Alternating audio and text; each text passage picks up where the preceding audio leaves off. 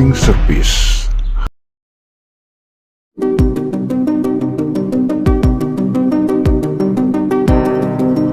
Halo Bang Bro, siapa yang tidak kenal sama Kim Jong-un? Pemimpin Korea Utara yang amat disegani sejak mulai berkuasa di tahun 2011. Gak tanggung-tanggung untuk menjaga dirinya serta kekuasaannya. Kim Jong-un melakukan berbagai hal gila yang nampak tidak masuk akal dan dilakukan oleh pemimpin negara lain. Nah, mau tahu apa aja? Yuk kita simak video berikut. Tapi sebelum lanjut, jangan lupa klik subscribe dan aktifkan lonceng notifikasi kalian, agar bersama kita terus berbagi info menarik dari kami. Broadcasting Service Harigua Channel. Oke, hal gila pertama ini merupakan akuarium raksasa sebagai metode eksekusi mati, diduga terinspirasi dari film James Bond Nights in Safety 7 The Story Hulk. Pada adegan penjahat, film tersebut mengeksekusi musuhnya dengan melemparkan ke dalam akuarium yang berisi hiu. Kim Jong-un belakangan menggunakan metode yang sama untuk mengeksekusi 16 orang yang telah terbukti berkhianat pada dirinya sejak tahun 2011. Tapi bukan hiu nih Bang Bro, melainkan ikan piranha. Ikan-ikan buas itu yang langsung didatangkan dari Brasil atas perintah pria berusia 37 tahun ini. Siapa sih yang gak tahu betapa ganasnya gigi ikan piranha ini? Broadcasting Service Harigua. Hal gila selanjutnya ini adalah ketika bepergian jarak jauh, Kim Jong-un sering memilih naik kereta. Selain karena menggunakan kereta sudah menjadi tradisi keluarga, alasan keamanan juga menjadi pertimbangan. Tapi bukan asal kereta ya. Karena ini dari baja anti peluru berkecepatan maksimum 60 km per jam, yang dilengkapi dengan ruang konferensi, ruang audiensi dan kamar tidur.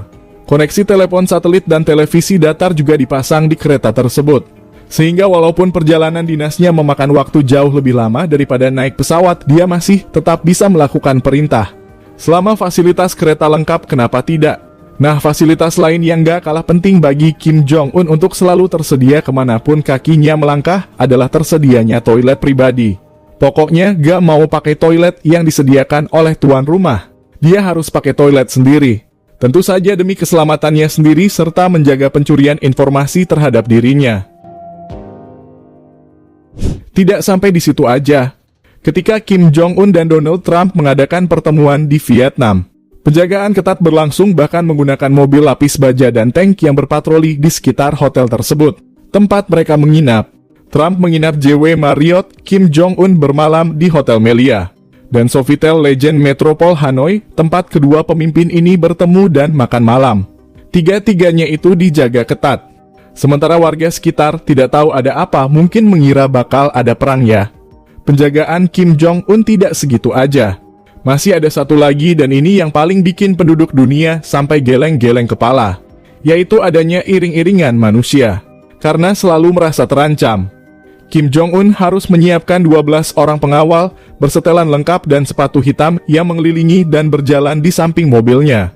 Iring-iringan manusia ini terus mengikuti dan tetap menjaga formasi yang sempurna, bahkan saat mobil melaju di tikungan jalan. Broadcasting Service Harigua Channel. Nah, Kim Jong-un ini pernah lama bersekolah di Swiss, ia bahkan mengalami kecanduan keju Swiss. Nah, dia ini ya menghabiskan banyak anggaran negara untuk mengimpor bahan makanan kesukaannya yang lain. Mulai dari vodka, klop Cina, whisky, champagne, rom Jerman, kopi Brazil, bahkan untuk membeli stok permen karet aja dia sampai menghabiskan dana sekitar 900 juta rupiah. Padahal menurut data PBB lebih dari 2 juta rakyat Korea Utara tengah berjuang untuk mendapatkan pasokan makanan yang layak, dan sekitar 20% ibu hamil juga mengalami kekurangan gizi.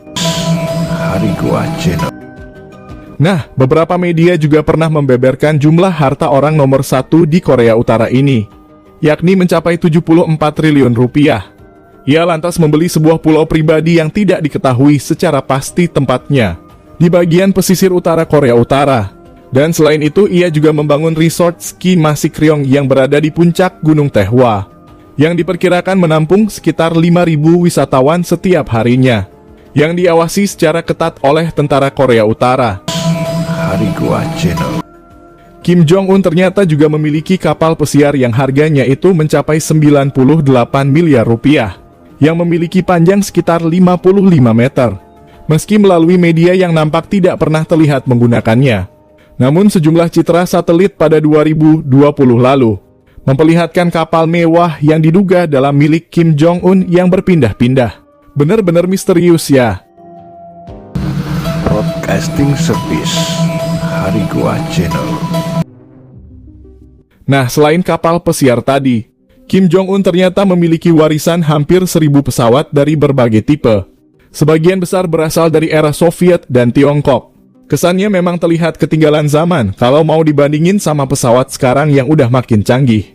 Tapi siapa sangka di dalam interiornya yang klasik memberikan kesan mewah bagi Kim Jong-un.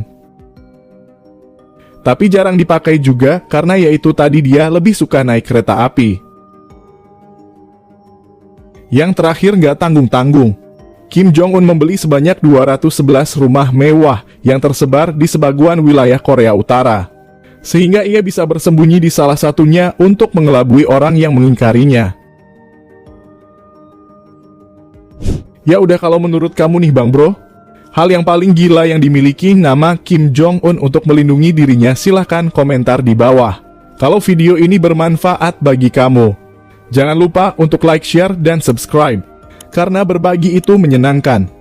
Jika ada kesalahan dalam penyampaian video, mari kita diskusi bersama di kolom komentar. Broadcasting Service Hari Gua Channel. Sebagai negara yang sangat tertutup bagi dunia luar, Korea Utara memang menyimpan 1001 rahasia.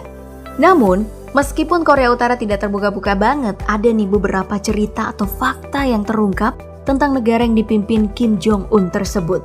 Salah satunya adalah Kipumjo atau Pleasure Squad alias pasukan kenikmatan. Dari namanya aja, keberadaan kelompok ini tentu sudah menjadi keanehan tersendiri.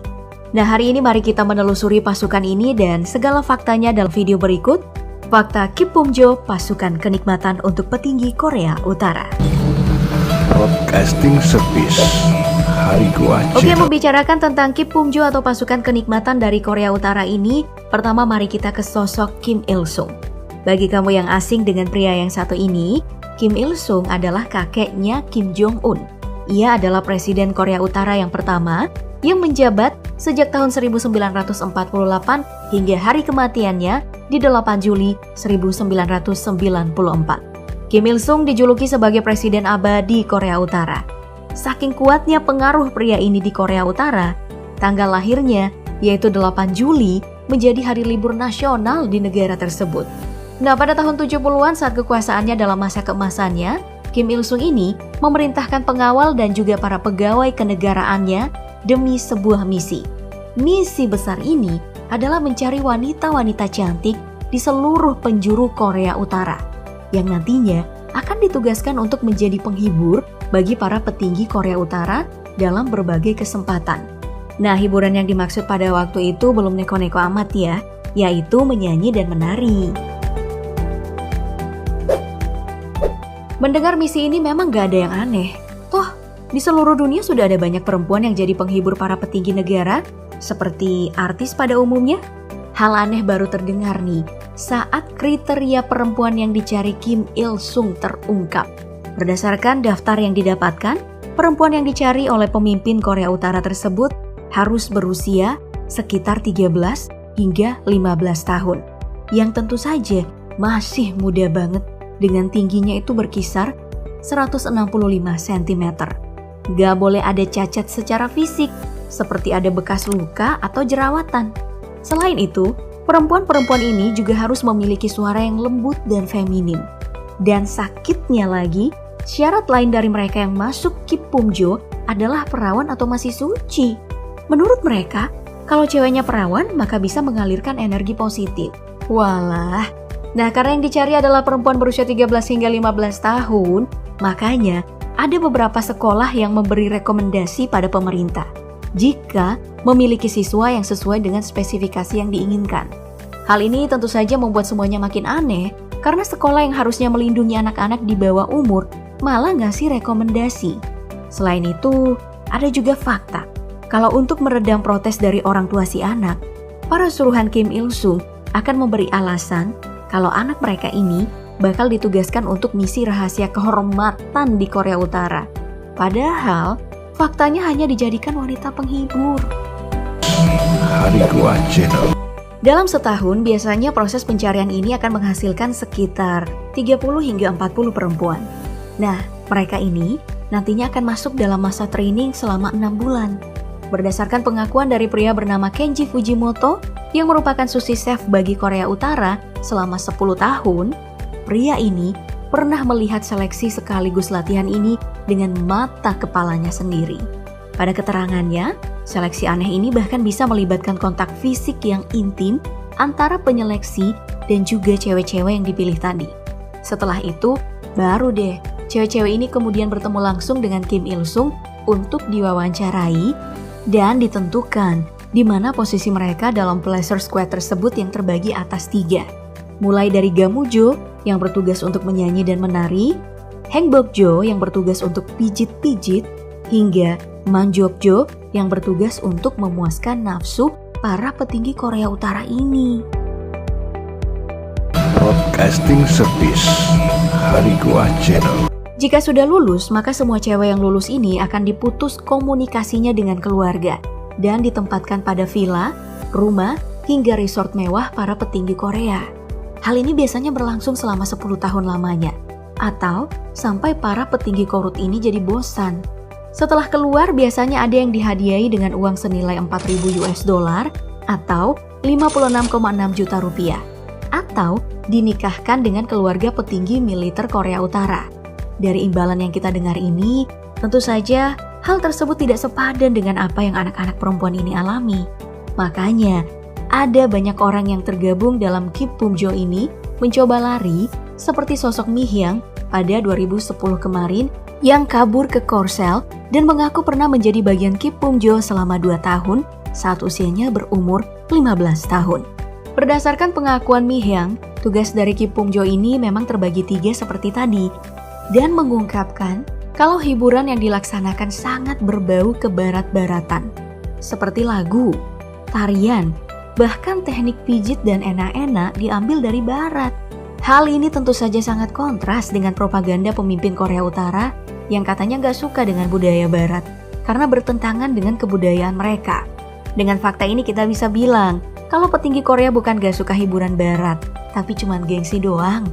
Bahkan yang paling parah, para Kim Bum-jo diminta melakukan permainan-permainan liar untuk memuaskan imajinasi para petinggi korut. Wow. Setelah Kim Bum-jo ini beralih dari Kim Il-sung lalu menuju ke Kim Jong-il. Kemudian di masa pemerintahan cucunya yaitu Kim Jong-un, Kim Bum-jo versi presiden sebelumnya ini dibubarkan pada 2011 silam. Hal ini dilakukan oleh karena Kim Jong-un tidak ingin rahasia keluarga Kim dan rahasia pemerintahannya bocor. Menurut Kim Jong-un, semua wanita yang ada di Kim Bum-jo terlalu banyak mengetahui rahasia pemerintah, jadi harus dibubarkan. Tapi meskipun dibubarkan, bukan berarti Kim Jong-un tidak memiliki hasrat pada wanita sama seperti pendahulunya ya. Dari data yang diungkapkan, Kim Jong-un juga melakukan hal yang sama, dan bahkan sudah memiliki lebih dari 2.000 anggota. Keberadaan para pasukan kenikmatan baru ini berhembus baru di tahun 2016 kemarin saat sebuah laporan pembelian baju dalam senilai 51 miliar rupiah dari Cina terungkap ke publik. Sepertinya, baju dalam ini dibeli sesuai dengan selera Presiden Korea Utara yang sekarang yaitu Kim Jong-un. Setelah banyak berbicara tentang pasukan kenikmatan ini, aku sih bersyukur jadi perempuan yang hidup di Indonesia. Meskipun negara kita tidak sesempurna negara orang, tapi untung aja gak ada tuh yang namanya seleksi-seleksi buat jadi pasukan. Enak-enak pemerintah yang diselenggarakan secara terbuka. Menurut kamu, dari semua fakta yang kita bicarakan tadi, mana nih yang paling mencengangkan? Sebutkan jawaban kamu di kolom komentar, dan sampai jumpa di video berikutnya.